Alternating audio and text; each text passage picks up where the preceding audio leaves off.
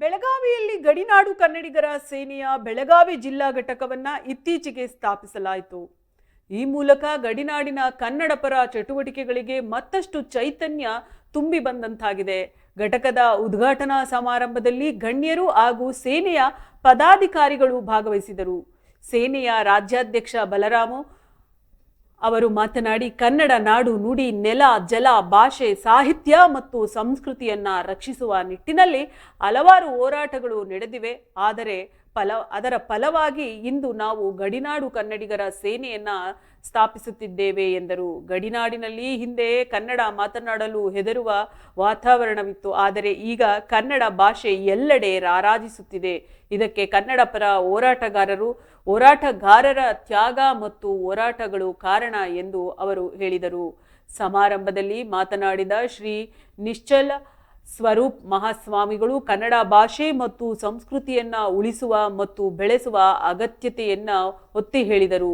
ಕನ್ನಡ ಹೋರಾಟಗಾರರ ಕ್ರಿಯಾ ಸಮಿತಿಯ ಅಧ್ಯಕ್ಷ ಅಶೋಕ್ ಚಂದರಗಿ ಅವರು ಘಟಕವನ್ನ ಉದ್ಘಾಟಿಸಿದರು.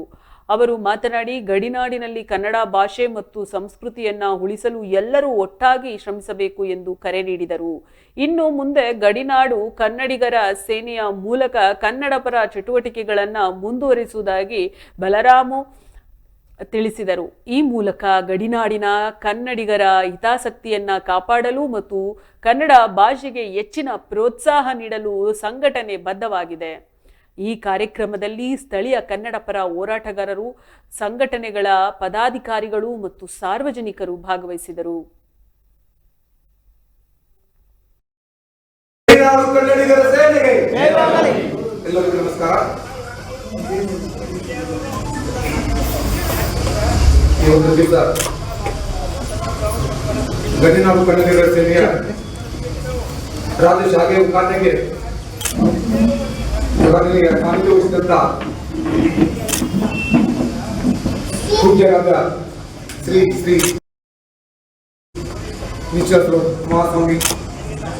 ಸ್ವಾಮಿಗಳು, ಪ್ರಣಮ್ ಫೌಂಡೇಶನ್ ಬೆಳಗಾವಿ ಇವರ ಪಾದಕ್ಕೆ ನಿಲ್ಲಿಸುತ್ತಾ, ಅದೇ ತರ ಈ ವೇದಿಕೆ ಮೇಲೆ ಹಾಸನರಾಗಿರ್ತಂತ ಈ ಕಾರ್ಯಕ್ರಮದ ಅಧ್ಯಕ್ಷತೆ ವಹಿಸಿದಂತ ನಮ್ಮ ಹಿರಿಯರು ಹಾಗೂ ನನ್ನ ಮಾರ್ಗದರ್ಶಕರಾದಂಥ ಬೆಳಗಾವಿಯಲ್ಲಿ ಕನ್ನಡವನ್ನು ಕಟ್ಟಿ ಬೆಳೆಸಿದಂತ 80ರ ದಶಕದಲ್ಲಿ ಬೆಳಗಾವಿಯಲ್ಲಿ ಅನೇಕ ಹೋರಾಟಗಾರರಲ್ಲಿ ಹೆಸರುವಾಸಿಯಾದಂಥ ಶ್ರೀಯುತ ಅಶೋಕ್ ಚಂದ್ರ